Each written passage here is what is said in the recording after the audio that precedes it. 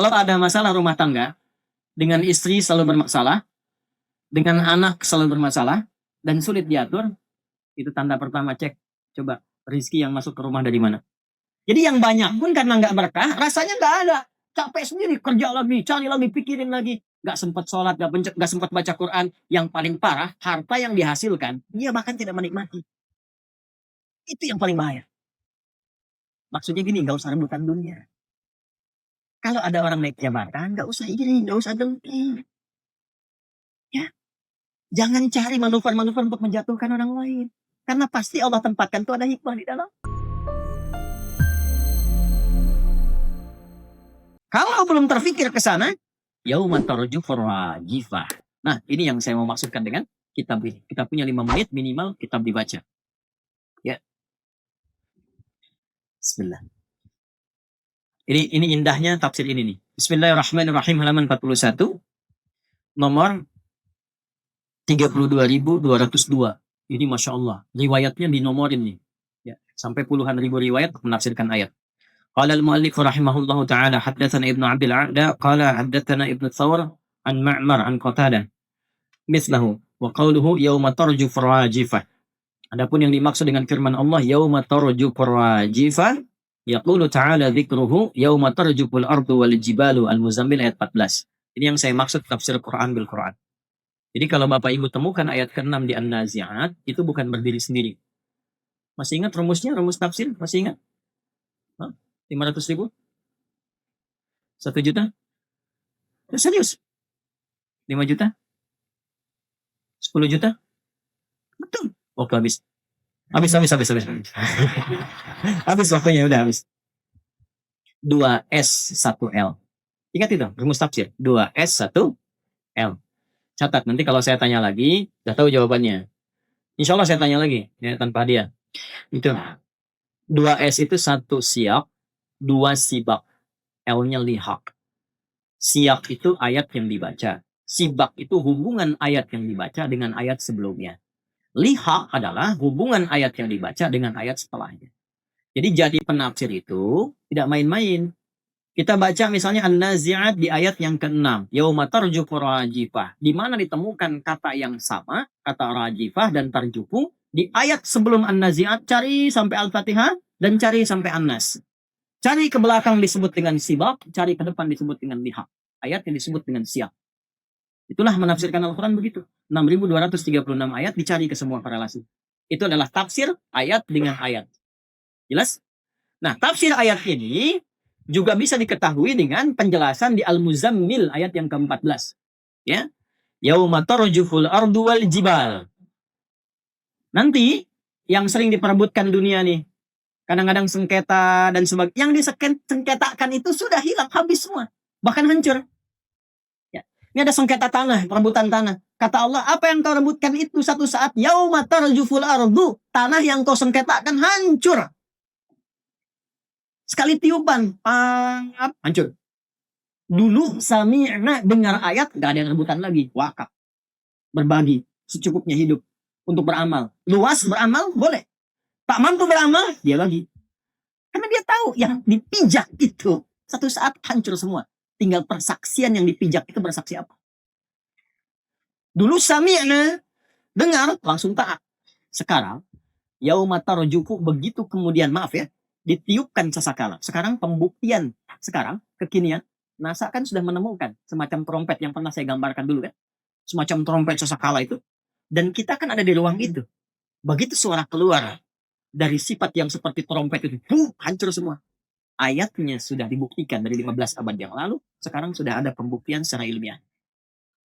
Masa belum yakin juga? Maksudnya gini, gak usah rebutan dunia. Kalau ada orang naik jabatan, gak usah iri, gak usah dengki. Ya, jangan cari manuver-manuver untuk menjatuhkan orang lain. Karena pasti Allah tempatkan itu ada hikmah di dalam. Doa yang baik-baik, ya Allah berikan keberkahan di jabatannya. Ya Allah berikan kenyamanan, kebaikan untuk dunia akhirat. Berikan hidayah kepadanya. Itu yang dilakukan. Ya Allah gak pantas dia ada di situ. Jatuhkan dia besok, ya Allah. Doa. Boleh. Doa. Karena pasti ada hikmah. Ada orang kaya, doakan. Nanti dengan doa itu kembali ke kita keberkahan. Kalau dipandang kita mampu mengolah harta, nanti datang. Nggak percaya silahkan, datang tiba-tiba tawaran pekerjaan. Demi Allah saya katakan, jaga. Allahu Akbar. Hati itu jaga. Ya baik-baik aja. Nanti lebih tenang hidupnya begitu. Yang tenang. Yang bahaya itu yang nggak tenang. Kaya nggak tenang, itu semua dikerjakan. Maksiat dikerjakan, minum dikerjakan, narkoba dilakukan. Karena nggak tenang hatinya, Pak. Dan nggak berkah itu. Jadi yang banyak pun karena nggak berkah, rasanya nggak ada.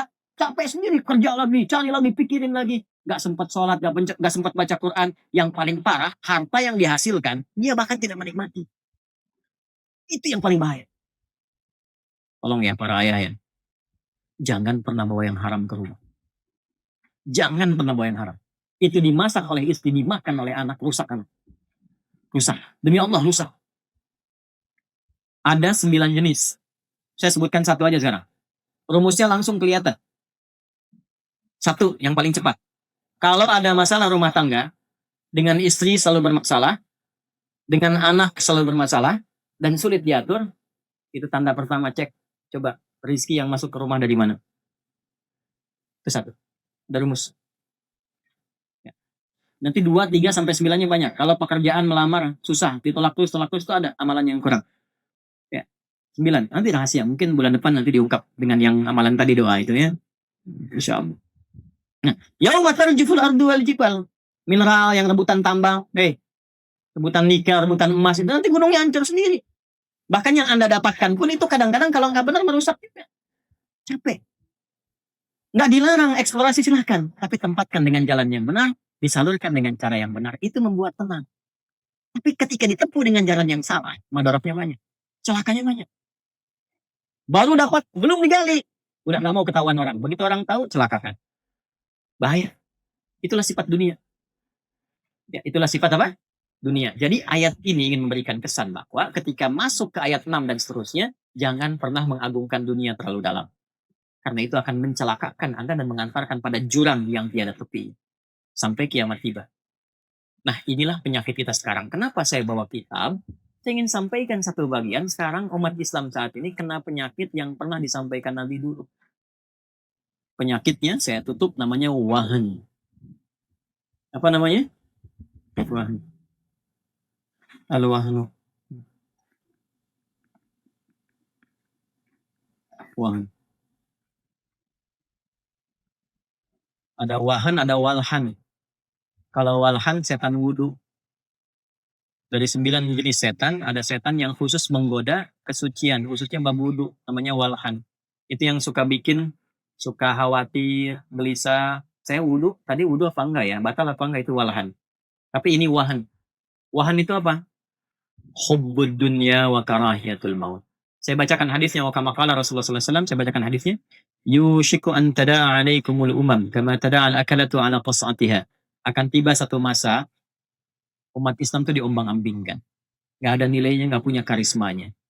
Ya, dipecah-pecah seperti kue-kue. Diombang-ambingkan seperti diperebutkan makanan manis-manisan oleh hewan-hewan yang dipecah. Jadi pecah-pecah, gak dianggap. Ya.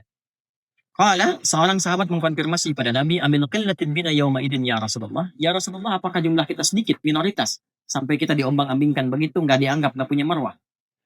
Ya, bantai, bunuh, diem aja.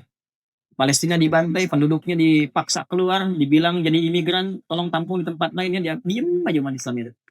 Gak punya kekuatan. Cuman kumpul, bicara, demo, selesai, pulang. Dulu orang teriak, ya Mu'tasimah. Ada seorang perempuan dilecehkan di tempat negeri jauh. Wah Mu'tasimah, dia minta bantuan pada pemimpin pada masa itu. Mu'tasim billah.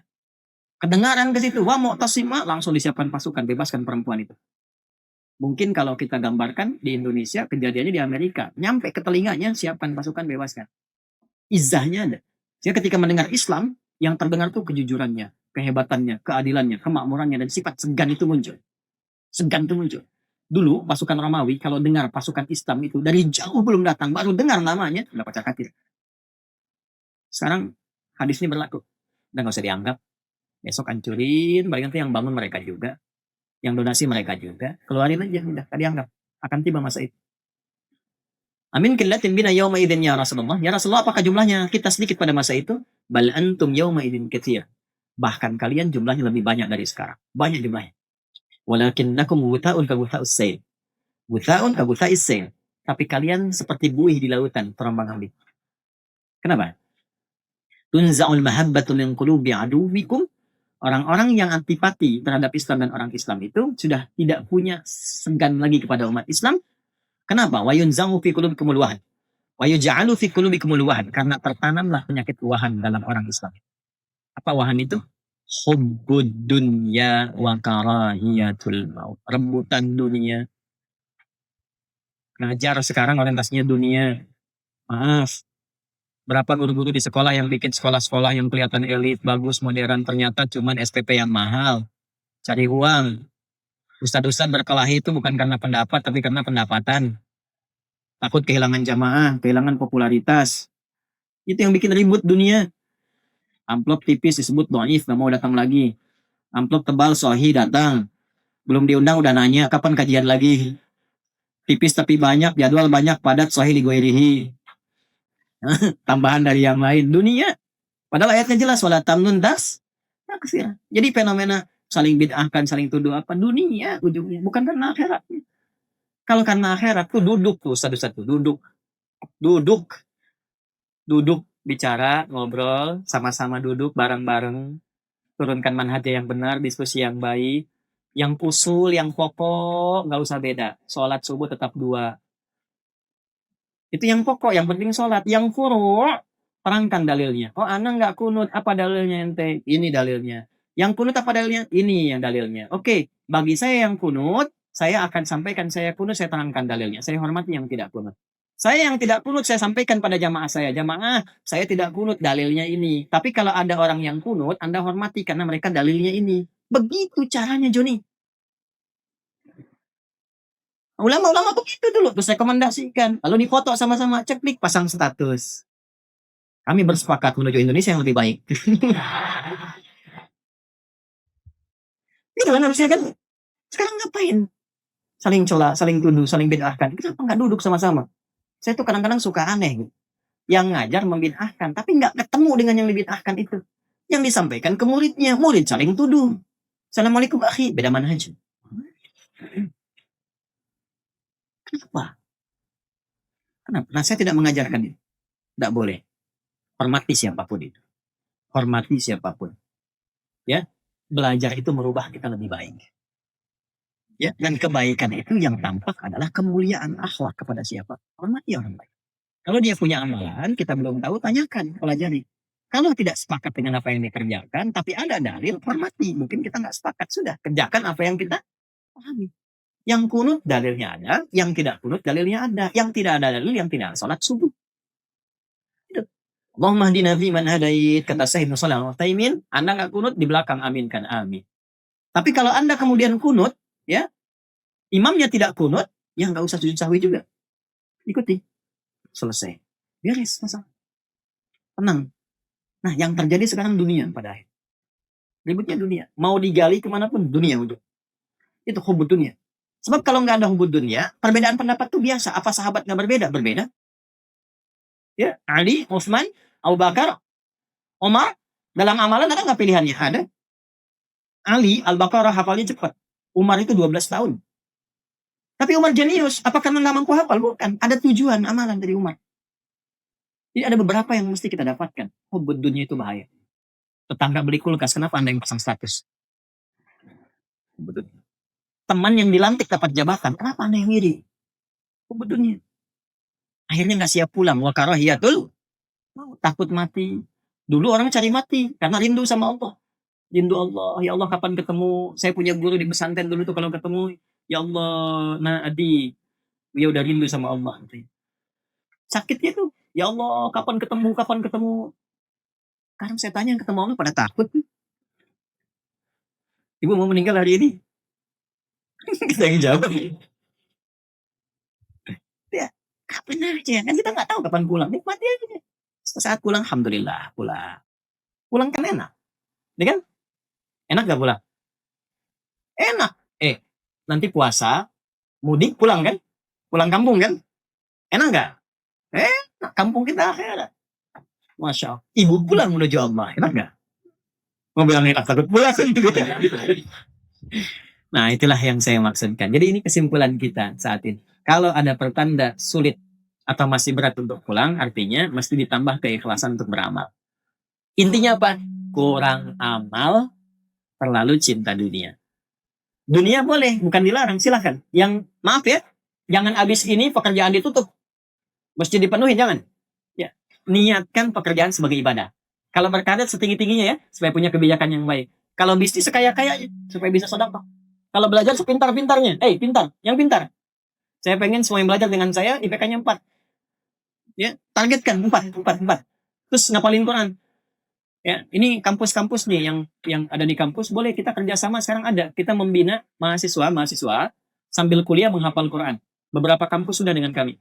Ada UMJ di Jakarta itu semua murid barunya itu harus mempelajari metode at-taisir, belajar. Jadi sambil kuliah menghafal Quran, di wisuda IPK 4, hafal 30 juz. Dan dia diproyeksikan bukan hanya hafal, tapi juga menguasai ayat-ayat Quran sesuai jurusan dan prodi tempat dia belajar. Misal di fisika ayatnya apa, di kedokteran ayatnya apa. Itu sudah begitu sekarang. Sudah disiapkan. Ya. Allahumma taqabbal minna innaka antas sami'ul alim wa tub 'alaina innaka antat tawwabur rahim.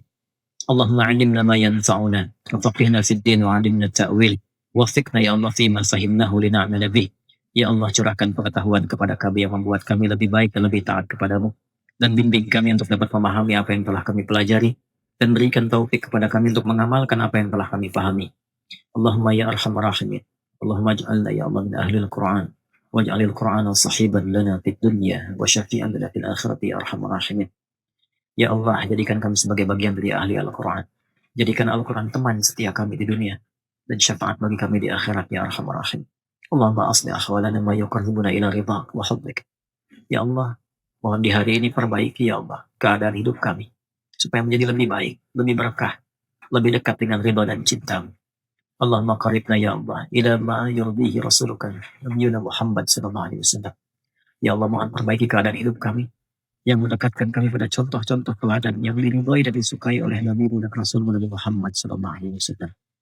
Allahumma aslih ahwala ailatina ya arhamar rahim wa dzurriyyatina waj'alhum dzurriyyatan salihin. Ya Allah, mohon perbaiki keluarga kami, istri, suami, anak-anak kami, dan jadikan kami keluarga yang baik dalam pandangan-Mu. Ya Allah, perbaiki keadaan anak-anak kami, ya Allah. Berkahi mereka. Jadikan mereka orang-orang baik. Orang-orang yang Kau ridhai, yang Kau kumpulkan kami sekeluarga di akhirat dengan keadaan yang lebih baik.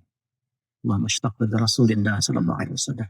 Warzuqna ni'mata ya Allah liqa'i Rasulillah yaumil qiyamah. Ya Allah, kami merindukan pertemuan dengan Rasulullah sallallahu alaihi wasallam yang tak mampu kami pandang bahkan dalam mimpi kami. Maka jangan hilangkan kesempatan bagi kami untuk bersua dengan Rasulullah di akhirat kelak. Allahumma ya khairan nasirin. Allahumma unsur ya Allah Filistin. Unsur ikhwatan al-mujahidin fi Filistin. Wa harrir al-masjid al-aqsa. Warzuqna ni'matas salat fi masjid al-aqsa qabla mamatina. Ya Allah yang Maha Penolong, yang sempurna dalam kekuatan. Ya Allah, anugerahkan kekuatan kepada para pejuang di Palestina. Ya Allah, bebaskan Palestina dalam kebaikan. Sabarkan keluarga mereka, ya Allah. Ya Allah, jadikan yang wafat sebagai syuhada, yang hidup sebagai pejuang, dan beri kami kesempatan untuk menunaikan sholat di Masjidil Aqsa sebelum wafat kami. Allahumma khaffif hisabana yawmal qiyamati an da'afina fi tasati ikhwanina khasatan fi Filistin. Ya Allah, mohon ringankan hisab kami di hari kiamat. Tatkala Kau tanyakan kepada kami apa yang telah Kau perbuat di Palestina. Ringankan hisab kami ya Arhamar Rahimin. Berikan kami kemampuan walaupun hanya untuk mendoakan ya Rabbal Alamin. Allahumma asni biladana. Waj'al biladana Indonesia baldatan thayyibatan tardaha. Wa'alif ya Allah baina qulubi ya Allah ru'asnaina. Ya Allah, mohon jaga negeri kami Indonesia yang kami cintai ini. Jadikan negeri kami negeri yang damai, yang makmur, yang Kau ridhai. Ya Allah, berikan hidayah kepada para pemimpin kami atau calon-calon pemimpin kami. Berikan mereka hidayah-Mu ya Allah, agar mau menjadi negarawan yang mengabdi untuk bangsa, mensejahterakan rakyat ya Allah ya Arhamar Rahimin. Jauhkan mereka dari perpecahan, jauhkan mereka ya Allah dari persengketaan. Damaikan dan tenangkan kehidupan di negeri kami ya Arhamar Rahimin. Allahumma khud ulamana wa asatidatana ya Allah, waj'alhum mukhlasin lak-din. Ya Allah, mohon tanamkan kelembutan dan kebaikan untuk para guru-guru kami. Jaga para ulama kami ya Allah. Ikhlaskan mereka dalam berdakwah. Jauhkan mereka dari perpecahan ya Arhamar Rahimin. اللهم بارك هذا المكان وكل أماكن ولا تدع لنا في مقامنا هذا وفي كل مكان ذنبا إلا غفرته. Ya Allah, berkahi masjid ini ya Allah. Berkahi warga sekitarnya ya Allah. Jangan biarkan ada satu tapak pun terjadi perbuatan maksiat di dalamnya. Ya Allah, jangan sampai ada orang yang datang ke tempat ini dan pulang membawa maksiat kecuali Engkau telah gugurkan seluruh dosa-dosanya. Wala hamman illa farajtah, ya Allah, jika ada yang datang dengan kegelisahan, mohon tenangkan hatinya. Wala dainan illa qadaitah, ya Allah, jika ada di antara jamaah yang datang terlilit utang piutang, kesulitan dalam rezekinya, maka ringankan dan hilangkan seluruh hutang-hutangnya. Limpahkan rezekinya untuk kebaikan dirinya dan dunia dan akhiratnya. Wala maridan illa syafaitah, jika ada yang sakit di antara kami, mohon angkat dan sembuhkan penyakitnya. Rabbana atina fid dunya hasanah, fil akhirati hasanah wa qina adzabannar. Sallallahu alaihi wasallam Muhammad wa ala alihi wa sahbihi ajma'in, wa akhiru da'wana subhanakallahumma wa bihamdika asyhadu an la ilaha illa anta astaghfiruka wa atubu ilaik. Walhamdulillahi rabbil alamin. Jemaah sekalian, sebelum saya tutup dengan salam, saya minta maaf. Saya minta maaf. Saya minta maaf. Saya sudah banyak mengajar, banyak meminta, mungkin juga menyuruh, tapi mungkin terlihat belum mampu mengamalkan apa yang saya sampaikan. Mohon saya dimaafkan, dan saya tidak minta apapun, tolong doakan supaya Allah mengampuni dosa-dosa saya dan keluarga. Ya. Dan terakhir, tadi saya minta maaf terlambat, karena anak saya Ahmad baru dihitan kemarin, dan saya belum tidur sampai semalam tadi itu. Jadi saya nggak tidur tadi habis subuh, saya ngaji, lihat sebentar, istirahat sebentar, baru kemudian berangkat. Maafkan saya. Assalamualaikum warahmatullahi wabarakatuh. Like and subscribe.